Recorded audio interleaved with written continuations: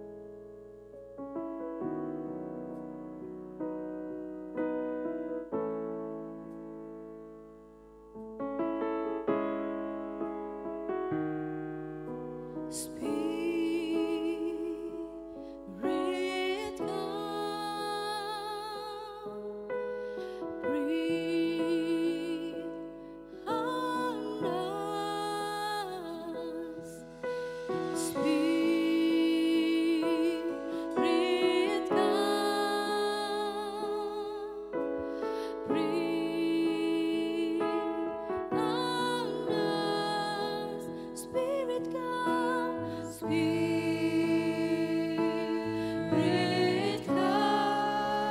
invite the Holy Spirit.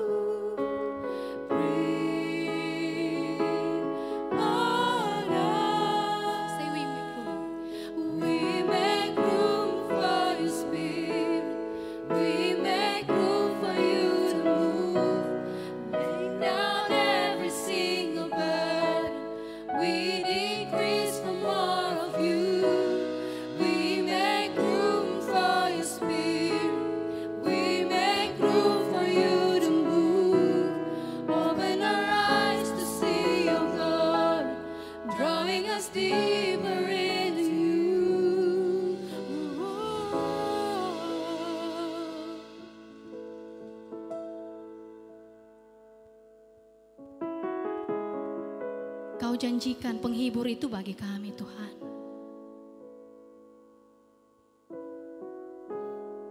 Penghibur yang akan mengingatkan kami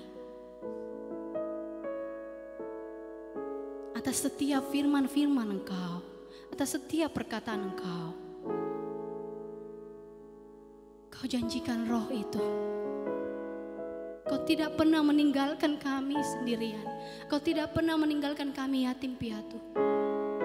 Tapi Roh itu, penolong yang lain hadir dalam hidup kami, yang mengajar kami, menginsafkan kami atas setiap pelanggaran dan dosa kami. Oh Tuhan, kami bersyukur pada Engkau. Engkau Allah yang besar, Engkau Allah yang luar biasa. Kami bersyukur pada Engkau ya Bapa. Kami bersyukur pada Engkau ya Anak. Kami bersyukur kepada Engkau ya Roh Kudus. And we believe that you are here. You are here, Lord. You always be with us. We will never alone. I'll never walk alone. Yes, Lord. You are our way maker. You are the miracle worker in our life. Yes. No one else. No one else, Lord. You are our way maker. No one else, nothing else like you. Yes, Lord.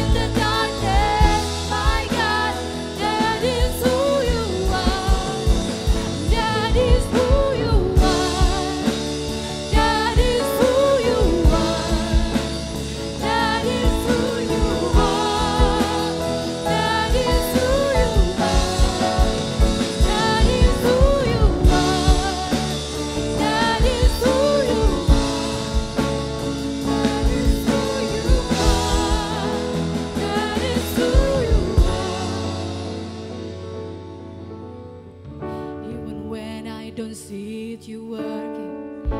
Even when I don't feel it, you working. You never stop working.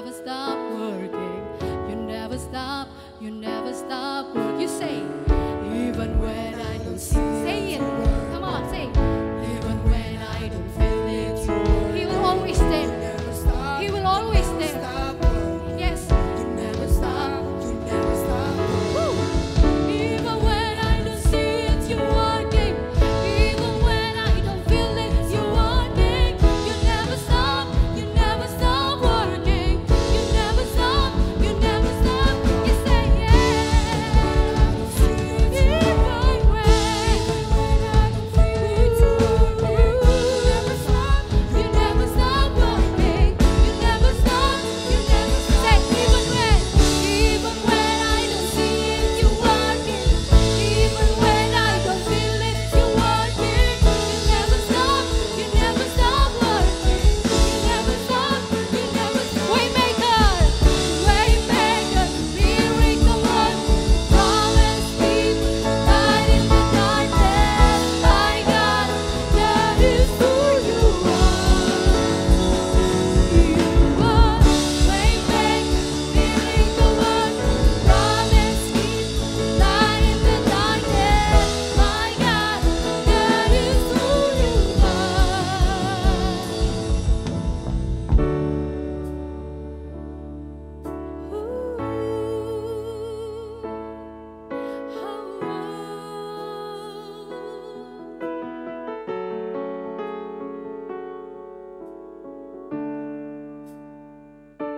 Kami tahu Tuhan, situasi kami tidak pernah selalu baik. Ada kalanya kami ada dalam masalah. Ada kalanya situasi kami begitu menghimpit kami. Ada kalanya masalah begitu menghimpit kami. Tapi Kau tidak pernah sedetik pun meninggalkan kami Tuhan. Kau tidak pernah sedetik pun pergi dari kami. Bahkan Kau menyediakan Roh-Mu dalam diri kami. Engkau selalu menjaga kami. Dalam setiap perbuatan-perbuatan tetap ada mujizat bagi kami. Di setiap hari-hari kami. Kami tidak pernah sendiri. You are the way maker. Kau yang buka jalan. Kau yang menghibur kami. Kaulah Tuhan. Kaulah Raja kami. Tidak ada satupun yang dapat menekan kami. Sebab kami tahu Kaulah Tuhan kami. You are our way maker. The miracle worker. Say, you are way maker, miracle worker, promise keeper, light in the darkness. My God, that is who you are. Oh, you are way maker, miracle worker, promise keeper, light in the darkness. My God, that is who you are. Yes, He is. Yes, He is. Way maker, miracle worker, promise keeper, light in the darkness. My God, that is who you are. Way maker, miracle worker, promise keeper, light in the darkness. My God, that is who you are. Say it. Oh, that is who you are. That is who you are. That is who you are. That is who you are. That is who you are. That is who you are. That is who you are. That is who you are. Oh, yeah.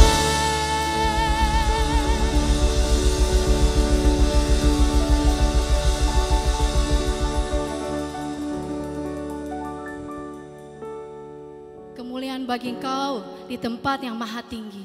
Segalanya kehormatan, kuasa, kejayaan kami berikan hanya kepada Engkau. Sebab Engkaulah yang mempunyai semuanya itu. Terima kasih Tuhan, kami bersyukur untuk hari ini. Kami bersyukur untuk waktu ini. Kami percaya ada firman yang membebaskan kami. Dan kami menantikan roh-Mu. Roh-Mu yang akan mengajar kami. Yang akan menginsafkan kami. Dan yang akan selalu menuntun jalan kami Tuhan. Terima kasih. Kami bersyukur. Kami bersyukur kepada Engkau. Kami selalu punya harapan di dalam Engkau. Kami selalu punya masa depan di dalam Engkau. Untuk diri kami, untuk keluarga kami, untuk jemaat, untuk setiap orang yang kami temui di luar sana. Kami punya harapan pada mereka di dalam Engkau. Yang dalam nama Yesus kami berdoa dan bersyukur. Segala kemuliaan hanya bagi Engkau. In Jesus' name, amen. Amin, amin, amin, amin. Itulah Allah kita. Allah kita adalah pembuka jalan. Ketika kita tidak punya jalan, kita tidak dapat selamat, Dia membuka jalan, membuat jalan supaya kita bisa selamat. Dia adalah pembuat mujizat, hal yang mustahil, yang tidak mungkin. Dia melakukan semuanya itu bagi kita. Dan Dia adalah terang kita di dalam kegelapan. Dan sekalipun mungkin kita tidak melihat ataupun kita tidak merasakan, ya karena kita begitu banyak dikuasai oleh problem, oleh tekanan di dalam kehidupan kita. Namun firman-Nya mengatakan bahwa Dia turut bekerja di dalam segala sesuatu untuk mendatangkan kebaikan bagi kita. Bagi kita yang mengasihi Dia, yang terpanggil sesuai dengan rencananya. Dan kita bisa percaya itu, kita bisa pegang itu. Dan karena itu kita hari ini memuji Dia, memuliakan Dia. Dan Dia memang layak untuk itu, untuk kita bisa berikan segala penyembahan kita kepadanya. Dan Bapak Ibu Saudara, selamat datang kembali di dalam kebaktian online. Dan pada hari ini, di dalam kalender kita sedang memperingati hari pencurahan Roh Kudus.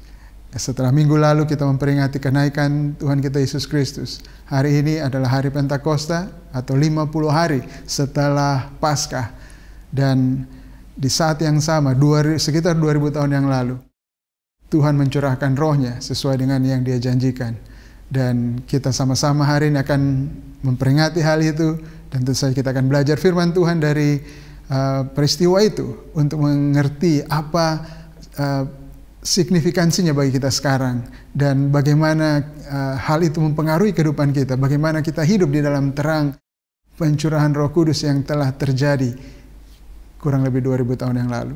Jadi mari sama-sama Bapak Ibu, saya mengajak kita semuanya untuk membaca firman Tuhan, di mana peristiwa itu dicatat oleh Lukas di dalam kitab Kisah Para Rasul 2. Sama-sama kita membacanya. Bapak Ibu bisa melihat di dalam atau di layar kaca Bapak Ibu Saudara, ya, Kisah Para Rasul 2 ayat 1. Ketika tiba hari Pentakosta, semua orang percaya berkumpul di satu tempat. Tiba-tiba turunlah dari langit suatu bunyi seperti tiupan angin keras yang memenuhi seluruh rumah di mana mereka duduk. Dan tampaklah kepada mereka lidah-lidah seperti nyala api yang bertebaran dan hinggap pada mereka masing-masing. Maka penuhlah mereka dengan Roh Kudus. Lalu mereka mulai berkata-kata dalam bahasa-bahasa lain seperti yang diberikan oleh Roh itu kepada mereka untuk mengatakannya. Waktu itu di Yerusalem diam orang-orang Yahudi yang saleh dari segala bangsa di bawah kolong langit. Ketika turun bunyi itu, berkerumunlah orang banyak. Mereka bingung karena mereka masing-masing mendengar rasul-rasul itu berkata-kata dalam bahasa mereka sendiri. Mereka semua tercengang-cengang dan heran. Lalu berkata, bukankah mereka semua yang berkata-kata itu orang Galilea? Bagaimana mungkin kita masing-masing mendengar mereka berkata-kata dalam bahasa kita sendiri? Yaitu bahasa yang kita pakai di negeri asal kita. Kita orang Parsia, Media, Elam, penduduk Mesopotamia, Yudea dan Kapadokia, Pontus dan Asia, Firgia dan Pamfilia, Mesir dan daerah-daerah Libya yang berdekatan dengan Kirene, pendatang-pendatang dari Roma, baik orang Yahudi maupun penganut agama Yahudi, orang Kreta dan orang Arab. Kita mendengar mereka berkata-kata dalam bahasa kita sendiri tentang perbuatan-perbuatan besar yang dilakukan Allah. Bapak Ibu Saudara, itu adalah catatan yang ditulis oleh Lukas tentang hari di mana ketika Allah mencurahkan Roh Kudus. Dan kita akan belajar sekarang hari ini apa arti penting dari pencurahan Roh Kudus itu, dari peristiwa yang baru kita baca saja dari kitab suci kita di Kisah Para Rasul 2 tadi. Baik, yang pertama kita akan lihat arti penting dari pencurahan Roh Kudus adalah bahwa pencurahan Roh Kudus adalah penggenapan janji Allah. Di Kisah Para Rasul 1 ayat 4 dan 5, Lukas mencatat pada suatu hari ketika ini Tuhan Yesus ya, makan bersama-sama dengan mereka, dengan murid-muridnya. Ya, ia melarang mereka meninggalkan Yerusalem dan menyuruh mereka tinggal di situ menantikan janji Bapa. Yang demikian katanya, telah kamu dengar daripadaku, sebab Yohanes membaptis dengan air, tetapi tidak lama lagi kamu akan dibaptis dengan Roh Kudus. Jadi sebelum peristiwa ini terjadi, pencurahan Roh Kudus ini terjadi, ya, sebelum Tuhan Yesus terangkat ke sorga, kurang lebih 10 hari sebelum pencurahan Roh Kudus ini, Tuhan Yesus sudah mengatakan kepada murid-muridnya supaya mereka tinggal di Yerusalem, jangan kemana-mana. Ya, dia bilang jangan kemana-mana, tunggu yang satu ini. Apa itu? Ini janji Bapa. Jadi Roh Kudus ini adalah janji Allah yang sudah diucapkan Allah jauh sebelum hal itu terjadi. Di dalam perjanjian kitab suci perjanjian lama kita, ya, ketika bangsa Israel, mereka adalah bangsa pilihan Allah, umatnya Allah yang Allah tebus mereka, membawa mereka keluar dari Mesir, dan Allah bermaksud untuk menjadikan mereka imam-imam dan raja-raja, kerajaan imam bagi bangsa-bangsa.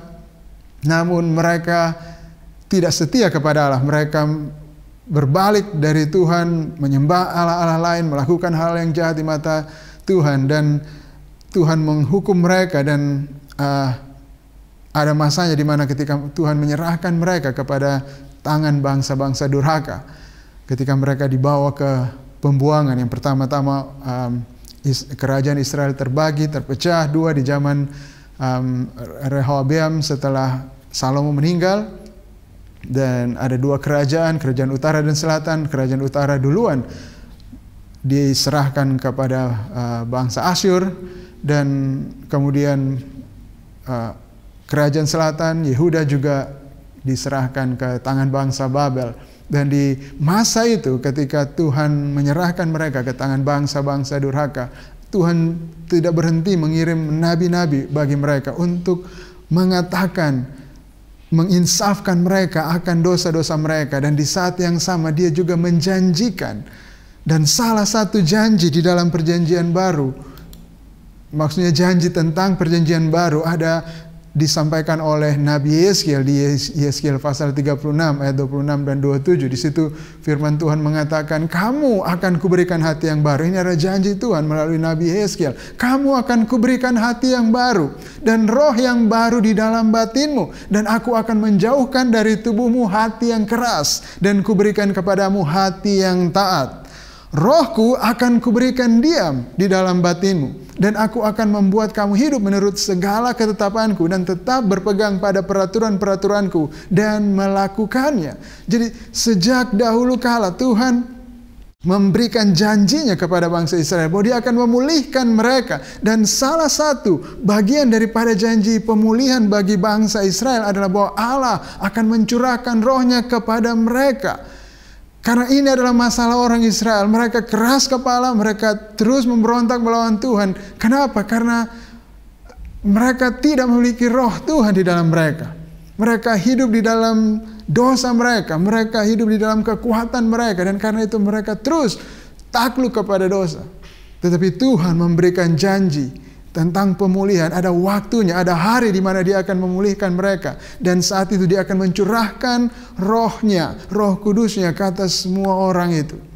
Dan ini juga yang disampaikan oleh Petrus ketika mempertanggungjawabkan peristiwa yang tadi kita baca, peristiwa Pentakosta itu, ketika Roh Kudus tercurah ke atas murid-murid, ke atas para rasul, dan rasul-rasul berbicara dalam bahasa-bahasa lain, dan bahasa-bahasa orang-orang yang datang berkumpul pada waktu itu. Dan mereka menuduh bahwa para rasul itu lagi mabuk. Sebagian dari orang-orang itu menuduh para rasul itu menjadi mabuk. Tetapi Petrus kemudian mempertanggungjawabkan itu. Dan dia mengatakan bahwa apa yang kamu lihat di sini adalah sesuai dengan firman Tuhan yang disampaikan oleh Nabi Yoel, bahwa aku akan mencurahkan ke atas semua orang rohku. Dan itulah yang terjadi pada hari ini. Itu yang dikatakan oleh Petrus, seperti yang mereka saksikan. Jadi pencurahan Roh Kudus ini adalah satu penggenapan dari janji Allah. Ini adalah sebuah rancangan Allah yang dari semula, satu berkat dari Allah yang Dia sudah janjikan dari awal. Dan karena ini adalah janji yang digenapi, maka ini juga adalah menjadi salah satu bukti bahwa Yesus benar-benar Tuhan dan Kristus. Ya, karena janji Tuhan tentang Mesias yang akan membawa pemulihan kepada bangsa Israel, itu diharapkan oleh bangsa Israel pada zaman Yesus Kristus datang ke dunia. Pada waktu kitab Perjanjian Baru ini dicatat peristiwa-peristiwa yang terjadi, orang Israel mereka punya pengharapan tentang janji Tuhan itu. Mereka sedang dikuasai oleh bangsa durhaka, oleh bangsa Roma pada waktu itu yang mereka anggap tidak mengenal Allah, dan itu adalah sebuah hal yang memalukan bagi mereka. Mereka tahu mereka tidak di dalam kemurahan Allah pada waktu itu, dan mereka menantikan sesuai janji-janji yang terdapat di dalam kitab suci yang disampaikan oleh para nabi, dan mereka punya pengharapan bahwa Tuhan akan mengutus Mesiasnya untuk membawa dunia yang baru itu, di mana Israel, bangsa ini akan dipulihkan, mereka akan dibebaskan dari tangan bangsa-bangsa durhaka, dan akan diberikan lagi kemuliaan seperti pada zaman Raja Daud. Dan Mesias ini diharapkan oleh bangsa Israel, dan Mesias itu telah datang. Yesus Kristus telah datang, dan Yesus Kristus sebagai Mesias, Dia mati di atas kayu salib untuk menanggung dosa-dosa umatnya. Tetapi hal ini tidak dimengerti oleh bangsa Israel pada waktu itu. Mereka tidak punya konsep bahwa Mesias itu akan mati. Bagi mereka Mesias tidak mungkin mati. Mesias harusnya hidup selama-lamanya. Mesias harusnya mengalahkan bangsa-bangsa durhaka itu. Dia harus memerangi mereka, bangsa-bangsa durhaka itu, dan membebaskan Israel. Itu menjadi pengharapan mereka. Dan kalau mengatakan bahwa Mesias itu mati, itu tidak masuk akal di dalam pikiran mereka. Dan Tuhan Yesus mati. Dan itu juga sebenarnya sesuai dengan firman Tuhan, seperti yang kita sudah rayakan beberapa minggu yang lalu tentang kematian dan kebangkitan Kristus, bahwa itu memang sudah sesuai dengan kitab suci. Memang Tuhan menyatakan bahwa hamba itu akan menderita, hambanya Mesias itu akan menderita, menanggung dosa umatnya. Tetapi di dalam pikiran orang Israel tidak masuk akal seorang Mesias akan menderita. Jadi karena itu Tuhan memberikan satu peneguhan kepada Yesus, kepada Tuhan kita yang mati ini, yang mati menebus dosa kita. Tuhan memberikan satu bukti yang menguatkan bahwa Dia memang mati untuk dosa-dosa kita. Dia bukan mati karena Dia orang biasa, orang berdosa yang semuanya akan mati. Tidak. Dia mati sebagai korban pengganti, korban penebusan untuk menghapus dosa-dosa kita. Dan bagaimana orang Israel bisa percaya? Mungkin saja Tuhan Yesus hanya mengaku-ngaku Dia mati untuk dosa umatnya. Siapapun mungkin bisa mengakui seperti itu, tapi apa buktinya? Dan ada banyak bukti yang Tuhan berikan. Allah Bapa berikan kepada orang-orang untuk membela Yesus Kristus bahwa Dia memang adalah Mesias, Dia adalah Kristus, Dia adalah Tuhan. Pertama dengan Dia bangkit dari antara orang mati, dan kemudian Dia naik ke surga, dan juga melalui peristiwa pencurahan Roh Kudus ini. Ini adalah salah satu bukti. Ketika Petrus berkhotbah, ketika Roh Kudus turun ke atas mereka, rasul-rasul ini, Petrus berkhotbah, dan dia mengatakan di Kisah Para Rasul 2 ayat 32, Yesus inilah yang dibangkitkan Allah. Inilah bukti bahwa Dia ini, yang Yesus yang orang-orang Yahudi itu telah salibkan, yang mereka tolak sebagai Mesias. Mereka pikir tidak mungkin ini Mesias kami karena Dia mati. Tapi Petrus mengatakan Yesus ini yang dibangkitkan Allah. Ini adalah bukti. Dan tentang hal itu kami semua adalah saksi. Dan sesudah ia ditinggikan oleh tangan kanan Allah, dia naik ke sorga dan menerima Roh Kudus yang dijanjikan itu. Maka dicurahkannya apa yang kamu lihat dan dengar di sini. Ini pencurahan Roh Kudus. Ini adalah bukti yang kuat dari Allah Bapa bahwa Yesus Kristus benar-benar Mesias yang dia janjikan. Dan Petrus mengatakan di ayat 36 Pasal 2 Kisah Para Rasul, jadi seluruh kaum Israel harus tahu dengan pasti, dia katakan. Kamu tahu ini dengan pasti, bahwa Allah telah membuat Yesus yang kamu salibkan itu menjadi Tuhan dan Kristus. Pencurahan Roh Kudus adalah salah satu bukti yang sah bahwa Yesus Kristus, dia adalah Tuhan. Dia memang Kristus, Mesias yang dijanjikan oleh Allah yang akan menyelamatkan umatnya dari dosa-dosa mereka.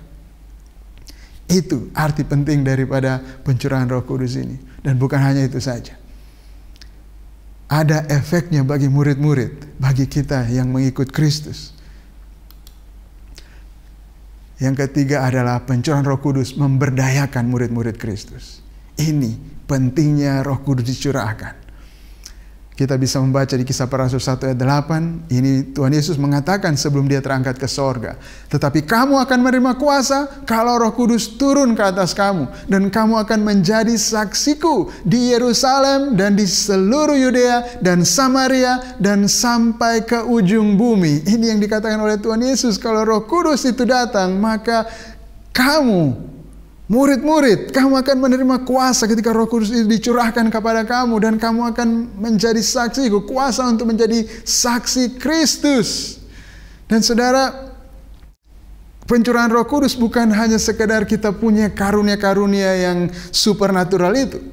Tetapi intinya adalah kuasa untuk menjadi saksi, kemampuan. Tuhan memberdayakan kita. Roh Kudus itu yang dicurahkan kepada kita. Dia memampukan kita, menjadikan kita saksi Kristus. Dan ini kita bisa lihat apa yang terjadi dengan para rasul yang menerima Roh Kudus ini. Ya, kalau kita membaca apa yang terjadi dengan Petrus misalnya. Kita tahu Petrus sebelum Kristus disalibkan, ketika Tuhan Yesus ditangkap, Petrus ditanya sama seorang anak kecil. Ya. Ditanya seorang anak, tanya dia bilang, kau pasti salah satu murid itu kan? Dan dia menyangkal sama sekali, bahkan sampai bersumpah serapah. Oh tidak, saya tidak kenal itu orang. Siapa dia? Saya tidak kenal. Itu Petrus, orang yang pengecut, yang penakut seperti itu. Namun ketika Roh Kudus tercurah ke atas para rasul, apa yang terjadi dengan Petrus? Kita baca di Kisah Para Rasul 2 ayat 13. Tetapi orang lain menyindir, mereka semua mabuk oleh anggur manis. Ini orang-orang yang tadi hadir di hari raya Pentakosta dan melihat para rasul itu berbicara dalam bahasa-bahasa mereka. Mereka menyindir, mereka bilang, oh ini lagi mabuk ini. Ayat 14, lihat. Maka bangkitlah Petrus berdiri dengan ke-11 rasul itu. Dan dengan suara nyaring. Petrus dengan suara nyaring, dia bukan lagi yang penakut. Dengan suara nyaring dia berkata kepada mereka, hai kamu orang-orang Yahudi dan kamu semua yang tinggal di Yerusalem, ketahuilah dan camkanlah perkataanku ini. Itu dikatakan oleh Petrus. Dan di Kisah Para Rasul 4 ayat 1 dan 2, ya, apa yang terjadi ketika Petrus dan Yohanes sedang berbicara kepada orang banyak. Mereka tiba-tiba didatangi imam-imam dan kepala pengawal bait Allah serta orang-orang Saduki. Nah, orang-orang ini sangat marah karena mereka mengajar orang banyak dan memberitakan bahwa dalam Yesus ada kebangkitan dari antara orang mati. Mereka dimarahi oleh pemimpin-pemimpin agama pada waktu itu, imam-imam dan kepala pengawal bait Allah. Ini bukan lagi anak kecil, tidak seperti ketika Petrus lagi sembunyi-sembunyi mengikuti Tuhan ketika Tuhan Yesus ditangkap. Ini yang memarahi mereka, yang melarang mereka berbicara adalah pemimpin-pemimpin pada waktu itu. Dan apa kita lihat bagaimana reaksi dari Petrus? Mereka ditangkap dan diserahkan ke dalam tahanan sampai keesokan harinya karena hari telah malam. Lalu Petrus dan Yohanes dihadapkan kepada sidang itu dan mulai diperiksa dengan pertanyaan ini, dengan kuasa manakah dan dalam nama siapakah kamu bertindak demikian itu? Nah, kita akan lihat bagaimana sekarang respon dari Petrus ketika dia dihadapkan kepada para pemimpin agama pada waktu itu yang mengintimidasi mereka, yang mengancam mereka. Apa? Maka jawab Petrus penuh dengan Roh Kudus. Lihat ini, penuh dengan Roh Kudus. Petrus menjawab, hai pemimpin-pemimpin umat dan tua-tua, jika kami sekarang harus diperiksa karena satu kebajikan kepada orang sakit dan harus menerangkan dengan kuasa manakah orang itu disembuhkan, maka ketahuilah oleh kamu sekalian dan oleh seluruh umat Israel bahwa dalam nama Yesus Kristus orang Nazaret yang telah kamu salibkan tapi yang telah dibangkitkan Allah dari antara orang mati, bahwa oleh karena Yesus itulah orang ini berdiri dengan sehat sekarang di depan kamu. Dan setelah keduanya disuruh masuk, mereka diperintahkan supaya sama sekali jangan berbicara atau mengajar lagi dalam nama Yesus. Tetapi Petrus dan Yohanes menjawab mereka, silakan kamu putuskan sendiri, manakah yang benar di hadapan Allah? Taat kepada kamu atau taat kepada Allah? Saudara lihat, berbedanya Petrus sebelum dia menerima Roh Kudus dengan setelah Roh Kudus dicurahkan ke dalam Petrus. Dia sekarang dimampukan, diberdayakan menjadi saksi Kristus. Dia bukan Petrus yang pengecut lagi. Dia penuh keberanian memberitakan, menyaksikan apa yang mereka lihat, apa yang mereka saksikan dengan mata mereka. Bahwa Yesus Kristus memang yang mereka orang-orang Yahudi telah bunuh itu, dia telah bangkit dan dia telah naik ke sorga. Dan apa yang terjadi sekarang, dia mencurahkan rohnya kepada mereka. Bukan hanya para rasul, Petrus dan rasul-rasul yang lain, tetapi juga semua orang percaya. Kita lihat di Kisah Para Rasul 2 ayat 41, orang-orang yang menerima perkataannya itu, ya, ini orang-orang yang tadinya menyalibkan Tuhan, berteriak salibkan dia, tapi kemudian mereka diinsafkan oleh Roh Kudus dan mereka bertobat. Mereka menerima perkataan Petrus, khotbah Petrus, dan percaya kepada Yesus Kristus dan memberi diri dibaptis, dan pada hari itu jumlah mereka bertambah kira-kira 3.000 jiwa. Apa yang mereka lakukan? Lihat orang-orang ini, mereka bertekun dalam pengajaran rasul-rasul dan dalam persekutuan, dan mereka selalu berkumpul untuk memecahkan roti dan berdoa. Dan semua orang yang telah menjadi percaya tetap bersatu, dan segala kepunyaan mereka adalah kepunyaan bersama. Dan selalu ada dari mereka yang menjual harta miliknya, lalu membagi-bagikannya kepada semua orang sesuai dengan keperluan masing-masing. Dengan bertekun dan dengan sehati mereka berkumpul tiap-tiap hari dalam bait Allah. Mereka memecahkan roti di rumah masing-masing secara bergilir dan makan bersama-sama dengan gembira dan dengan tulus hati sambil memuji Allah. Dan mereka disukai semua orang. Dan tiap-tiap hari Tuhan menambah jumlah mereka dengan orang yang diselamatkan. Dan kita lihat di ayat pasal 4 ayat 31, dan ketika mereka sedang berdoa, ini ya tadi sambungan dari ketika Petrus dan Yohanes ditangkap, dilarang untuk memberitakan Injil. Mereka pulang berkumpul dengan jemaat dan mereka berdoa kepada Tuhan. Dan ketika mereka sedang berdoa, goyanglah tempat mereka berkumpul itu, dan mereka semua penuh dengan Roh Kudus. Lalu mereka memberitakan firman Allah dengan berani. Adapun kumpulan orang yang telah percaya itu, mereka sehati dan sejiwa, dan tidak seorang pun yang berkata bahwa sesuatu dari kepunyaannya adalah miliknya sendiri, tapi segala sesuatu adalah kepunyaan mereka bersama. Lihat saudara, jemaat yang percaya kepada Kristus, bukan hanya para rasul, tapi semua mereka yang percaya kepada Kristus, mereka dimampukan untuk menjadi saksi Kristus. Mereka dimampukan untuk hidup sesuai dengan kehendak Tuhan. Kita lihat, mana ada kehidupan yang seperti ini, kehidupan yang bersatu. Orang berdosa, mereka dengan kepentingan diri sendiri, mau menyelamatkan diri mereka masing-masing. Mereka tidak peduli dengan orang lain.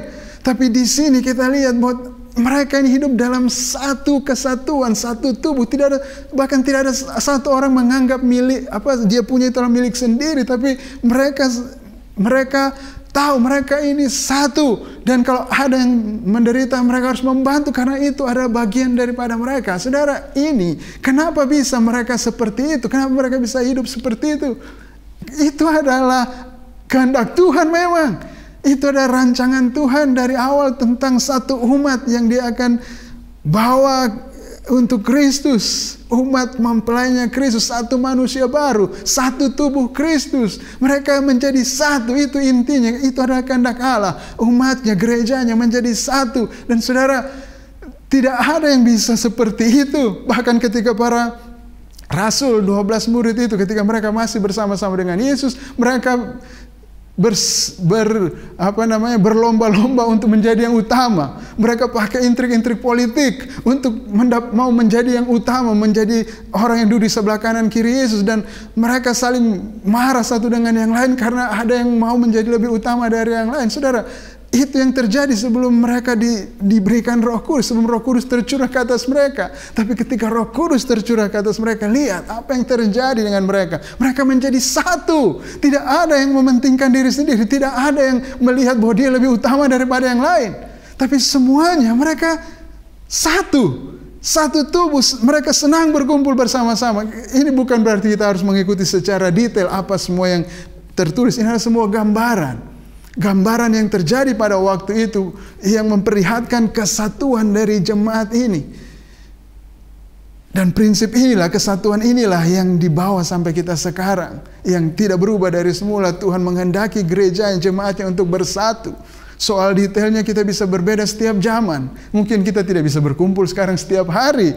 Kita tidak bisa memecah-mecahkan roti setiap hari mungkin. Ya, kita tidak perlu untuk menjual tanah kita dan menyerahkan kepada Pak Pendeta, dan Pak Pendeta akan menyerahkan kepada orang yang membutuhkan. Mungkin sekarang tidak ada kebutuhan seperti itu, tapi intinya adalah bahwa kita hidup dalam kesatuan. Itu adalah kehendak Tuhan, bahwa kita saling memperhatikan satu sama lain. Kita tidak hidup untuk diri kita sendiri. Kita hidup sebagai satu tubuh, kita berjalan bersama-sama, bertumbuh di dalam Kristus bersama-sama. Dan kalau ada satu yang susah, kita semuanya susah. Kalau ada satu yang bersuka cita, kita semuanya akan bersuka cita. Dan saudara, semuanya itu diberdayakan oleh Roh Kudus. Karena Roh Kudus tercurah ke atas kita, maka kita berdaya, kita punya kemampuan, kita punya kuasa untuk hidup seperti itu. Saudara, itu arti penting dari pencurahan Roh Kudus. Dan saudara, kita lihat satu yang kita bisa lihat dari ayat yang kita baca tadi adalah bahwa kepenuhan Roh Kudus bukanlah satu peristiwa yang terjadi hanya sekali seumur hidup, atau maksudnya dipenuhi dengan Roh Kudus, bahwa para murid dipenuhi dengan Roh Kudus. Ya, bukanlah sebuah peristiwa yang hanya terjadi sekali saja. Karena kita baca tadi Kisah Para Rasul 2, Roh Kudus tercurah ke atas mereka, dan mereka penuh dengan Roh Kudus. Dan di Kisah Para Rasul 4, ketika mereka berdoa, penuhlah mereka oleh Roh Kudus. Jadi kita lihat bahwa kita perlu untuk terus-menerus penuh dengan Roh Kudus. Bahkan diperintahkan. Alkitab memerintahkan kita. Rasul Paulus menulis di Efesus 5 ayat 18. Dia bilang, dan janganlah kamu mabuk oleh anggur, karena anggur menimbulkan hawa nafsu, tetapi hendaklah kamu penuh dengan Roh. Hendaklah kamu penuh dengan Roh. Ini maksudnya adalah selalu penuh dengan Roh. Bukan hanya sekali, oke, sudah saya penuh dengan Roh hari ini dan ini akan terus-menerus seperti itu. Tidak, tapi dia bilang, hendaklah kamu penuh dengan Roh. Nah, apa maksudnya penuh dengan Roh? Bukankah Roh Kudus sudah dicurahkan? Bukankah semua orang yang percaya kepada Kristus, Roh Kudus menjadi jaminan bahwa mereka akan memperoleh seluruh bagian mereka akan hidup yang kekal itu? Itu memang betul, memang benar. Setiap orang yang percaya, Roh Kudus ada, Roh Kudus berdiam di dalam kita untuk menjadi jaminan bahwa kita akan menerima warisan itu. Namun ini ada sesuatu yang berbeda. Hendaklah kamu penuh dengan Roh. Ini adalah bagaimana Roh Kudus itu kita alami. di dalam kehidupan kita, di dalam saat detik demi detik, waktu demi waktu. Bukan berarti Roh Kudus itu datang dan pergi, bukan itu. Tapi ini adalah persoalan bagaimana kita berjalan bersama-sama dengan Roh Kudus, bagaimana kita secara aktual Roh Kudus itu penuh di dalam kita. Roh Kudus itu memberikan kita daya, kuasa secara aktual kita melakukan kehendak Tuhan. Memang betul kita yang percaya kepada Kristus, kita dibenarkan. Itu benar. Dosa kita diampuni, betul. Status kita di hadapan Allah tidak berubah, betul. Kita tetap anak Allah. Itu adalah status kita. Tapi bagaimana dengan pengalaman kita? Maksudnya bagaimana dengan secara aktual hari-hari kita? Apakah kita orang benar? Kita melakukan perintah Tuhan, kita mengasihi satu sama lain? Nah, ini yang dikatakan sama halnya, penuhlah dengan Roh. Betul, Roh Kudus sudah ada di dalam kita sebagai jaminan bahwa kita adalah anak-anak Allah. Namun bagaimana secara aktual? Kita betul mengalami, kita tahu bahwa kita memang anak Allah. Dan kita bertindak sebagai anak Allah, saling mengasihi satu sama lain. Inilah yang firman Tuhan katakan, penuhlah dengan Roh Kudus. Ya, jadi mungkin kita bisa ambil sebuah ilustrasi kalau seorang bapak ya, seorang yang kaya mungkin, dan dia punya rencana untuk mewariskan semua kekayaannya kepada anaknya. Tapi waktu anaknya masih kecil, warisan itu hanya dikasih sedikit-sedikit. Dan mungkin itulah kita lihat di dalam perjanjian lama. Ya, ada Roh Kudus, tentu saja ada, diberikan kepada beberapa orang tertentu ada, tapi ada masa di mana mereka sama sekali tidak ada nabi, dan zaman di mana bisa dikatakan tidak ada Roh Kudus, tapi Allah menjanjikan bahwa Dia akan memberikan Roh Kudus itu. Seperti seorang Bapa menjanjikan anaknya, satu waktu saya akan berikan seluruh warisan ini. Dan ketika Kristus sudah naik ke sorga dan menerima janji itu dan mencurahkan itu Allah sudah mencurahkan. Itu seperti seorang Bapa sudah memberikan warisannya, seluruh kekayaannya itu kepada anaknya. Nah, sekarang tinggal bagaimana anak itu mengalami warisan itu. Bagaimana anak itu hidup di dalam warisan itu. Ini yang kita sebut dengan penuh dengan Roh Kudus. Bagaimana kita mengalami warisan yang sudah Allah berikan itu. Kekayaan yang sudah Allah berikan, Roh Kudus itu. Seberapa kita menerima itu, seberapa kita dipenuhi dengan itu. Ini yang dimaksud dengan penuh dengan Roh Kudus. Dan firman Tuhan mau kita untuk penuh dengan Roh Kudus. Supaya kita berdaya, penuh kuasa untuk melakukan kehendak Allah, untuk menjadi saksi Kristus. Ya, mungkin terakhir saudara bertanya, oke, pastor sudah lama khotbahnya ini, saya sudah capek, sekarang berikan saja bagaimana kita mau supaya kita bisa penuh dengan Roh Kudus, supaya kita bisa bertindak dalam kuasa, supaya kita bisa hidup di dalam kehendak Allah dengan penuh kuasa. Bagaimana? Oke, saya akan berikan. Bagaimana kita supaya kita senantiasa dipenuhi dengan Roh Kudus? Sedikit saja tipsnya ya. Yang pertama, kita memenuhi hati kita dengan firman Tuhan. Kolose 3:16 ya, ini adalah paralel dari Efesus 5 ayat 18 tadi. Hendaklah perkataan Kristus diam dengan segala kekayaannya. Tadi hendaklah kamu penuh dengan Roh, ini hendaklah perkataan Kristus diam dengan segala kekayaannya di antara kamu. Jadi bagaimana kita mau penuh dengan Roh Kudus, kita senantiasa dalam Roh Kudus, kita mesti penuh dengan firman Tuhan.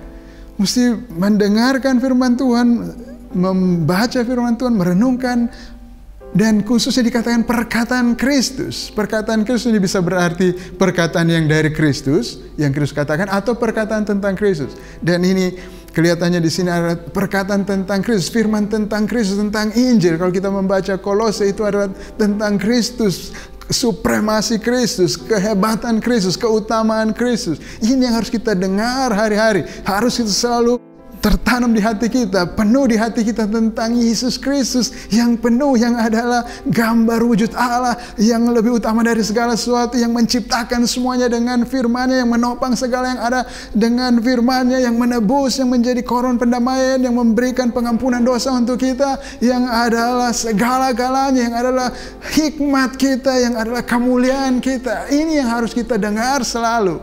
Ini yang harus selalu ada dalam hati kita. Dan kalau itu penuh, di situ Roh Kudus akan penuh. Dan berikutnya apa? Kalau kita sudah dengar firman itu, sudah kita membaca firman Tuhan itu tentang Kristus itu, percaya kepada firman itu, ya. Galatia 3:2, hanya ini yang hendak kukatakan daripada kamu, adakah kamu menerima Roh karena melakukan hukum Taurat atau karena percaya kepada pemberitaan Injil? Ini retorik, pertanyaan retorik. Ya, pasti jawabannya adalah karena percaya kepada pemberitaan Injil. Jadi percaya kepada firman Tuhan yang saudara dengar atau saudara baca. Galatia ayat 5, jadi bagaimana sekarang? Adakah Ia menganugerahkan Roh kepada kamu dengan berlimpah-limpah, penuh, dan yang melakukan mujizat di antara kamu berbuat demikian karena kamu melakukan hukum Taurat atau karena kamu percaya kepada pemberitaan Injil? Tentu saja jawabannya karena percaya kepada pemberitaan Injil. Yang ketiga, berkomitmen untuk melakukan firman Tuhan. Yohanes 14 ayat 23, jawab Yesus, jika seorang mengasihi aku, ia akan menuruti firmanku, dan Bapakku akan mengasihi dia, dan kami akan datang kepadanya dan diam bersama-sama dengan dia. Bapa dan Yesus akan diam bersama-sama dengan kita, diam di dalam kita. Itu melalui Roh Kudus itu. Roh Kudus memenuhi kita, berdiam di dalam kita. Kalau kita mengasihi Tuhan, yaitu kalau kita memelihara firman-Nya, kalau kita berkomitmen untuk melakukan firman Tuhan itu. Dan yang terakhir adalah kita mesti berdoa untuk dipenuhi Roh Kudus. Lukas 11 ayat 13 mengatakan, jadi jika kamu yang jahat tahu memberi pemberian yang baik kepada anak-anakmu, apalagi Bapamu yang di sorga, Ia akan memberikan Roh Kudus kepada mereka yang meminta kepadanya. Saudara, kita mesti menginginkan Roh Kudus. Meminta berarti kita menginginkan, bukan hanya sekedar berdoa, ya Tuhan Roh Kudus penuhi kami, tapi inginkan itu. Berdoa maksudnya minta dengan keinginan, Tuhan penuhi kami dengan Roh-Mu. Tuhan, saya tidak bisa hidup tanpa Roh-Mu, saya tidak bisa berbuat apa-apa. Roh Kudus tolong saya, Roh Kudus mari penuhi saya, Roh Kudus penuhi saya, Roh Kudus. Itu ingin, kita ingin Dia. Dialah roti kita, dialah makanan kita, minuman kita, Dia yang kita butuhkan untuk kekuatan kita. Itu kita untuk kita dipenuhi dengan Roh Kudus. Jadi pertama kita belajar tadi pentingnya Roh Kudus dicurahkan, bahwa itu adalah penggenapan dari janji Tuhan, dan itu adalah bukti bahwa Yesus Kristus benar-benar Tuhan dan Mesias Kristus. Dan Roh Kudus itu memberdayakan kita. Pencurahan Roh Kudus itu memberikan kuasa kepada kita untuk kita bisa menjadi saksi Kristus untuk melakukan kehendak Tuhan. Dan bagaimana supaya kita bisa dipenuhi dengan Roh Kudus? Penuhi hati kita dengan firman Tuhan, percaya kepada firman Tuhan, lakukan firman Tuhan, dan inginkan Roh Kudus, inginkan Dia. Saya percaya kalau kita dipenuhi dengan Roh Kudus, Tuhan akan memakai kita menjadi saksinya yang luar biasa. Amin. Mari kita berdoa. Tuhan, terima kasih. Apa yang Kau karuniakan kepada kami ini sungguh luar biasa. Yang sudah Kau janjikan dari semula bahwa Kau akan mencurahkan Roh-Mu. Tidak kurang dari diri-Mu sendiri, Roh Kudus yang adalah pribadi ketiga dari Allah Tritunggal. Itu yang Engkau berikan kepada kami, Roh Kudus. Tuhan Yesus, Engkau yang telah mengatakan sebelum Engkau mati dan akan naik ke surga meninggalkan murid-murid-Mu, bahwa Engkau tidak akan meninggalkan kami sebagai yatim piatu. Engkau akan mendatangi kami lagi. Engkau akan memberikan penolong yang sama seperti Engkau, yang lain, yang bukan Engkau tapi yang sama, yang setara dengan Engkau, yang kualitasnya sama dengan Engkau, dan itu adalah pribadi ketiga dari Allah Tritunggal Roh Kudus. Oh Tuhan, kami akui Tuhan, hanya oleh Roh Kudus saja kami boleh hidup melakukan kehendak Engkau.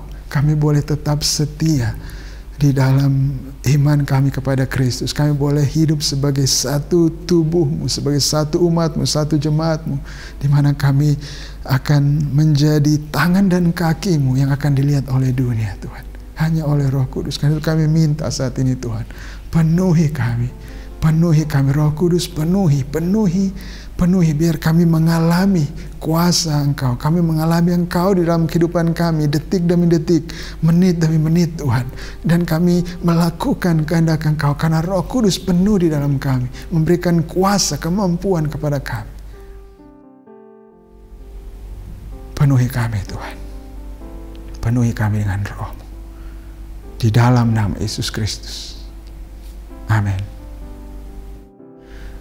Amin. Bapak Ibu Saudara, kita akan memberi persembahan kepada Tuhan, dan seperti yang kita lihat, Roh Kudus yang telah dicurahkan kepada kita semuanya itu membuat kita hidup sebagai satu tubuh Kristus. Kita melakukan semuanya bersama-sama. Kita punya tujuan yang sama, kita punya ambisi yang sama. Honor God, make disciple. Kita mau menghormati Kristus karena Roh Kudus memang pekerjaannya adalah memuliakan Kristus. Dan saya percaya kalau kita semuanya penuh dengan Roh Kudus, hati kita penuh gairah, satu hal, kita menjadi manusia yang punya satu ambisi saja, satu hal saja, bahwa kita ingin nama Tuhan kita Yesus Kristus dimuliakan karena Roh Kudus ada dalam kita. Roh Kudus yang menimbulkan ambisi itu, keinginan itu. Dan semua yang kita miliki kita akan arahkan untuk satu hal itu, supaya nama Tuhan kita Yesus Kristus dimuliakan. Termasuk dengan uang kita. Kita mau dengan uang yang kita miliki, ini bisa dipakai untuk memuliakan nama Kristus. Jadi mari kita membawa persembahan kita dengan ucapan syukur dan berdoa kepada Tuhan, biar persembahan kita ini bisa mendatangkan kemuliaan bagi Tuhan kita Yesus Kristus. Mari kita berdoa. Tuhan, terima kasih Engkau yang telah memberkati kami. Engkau memberikan yang terbaik bagi kami. Memberikan Roh-Mu yang kudus kepada kami. Dan Engkau memberikan semua hal yang baik untuk kami bisa hidup sesuai dengan kehendak Engkau. Hidup di dalam kemenangan, di dalam kehendak Engkau, di dalam damai dan sukacita, di dalam kehidupan yang penuh, bukan yang sia-sia. Engkau yang memberikan kami uang yang kami miliki saat ini. Dan Tuhan, kami mau memberikan ini dengan hati yang penuh dengan syukur, dengan iman. Dan kami berdoa Tuhan, kiranya persembahan yang kami berikan ini boleh membawa atau mendatangkan kemuliaan bagi nama Yesus Kristus. Biar dengan uang yang kami berikan, berita Injil tentang Yesus Kristus, firman Kristus bisa tersebar ke seluruh dunia kepada semua orang. Dan orang bisa mengenal Yesus Kristus, bahwa dia memang benar-benar Tuhan dan Juru Selamat. Dia benar-benar Mesias yang hidup. Jadikan kami alat-Mu Tuhan, untuk kemuliaan-Mu saja. Di dalam nama Yesus Kristus. Amin.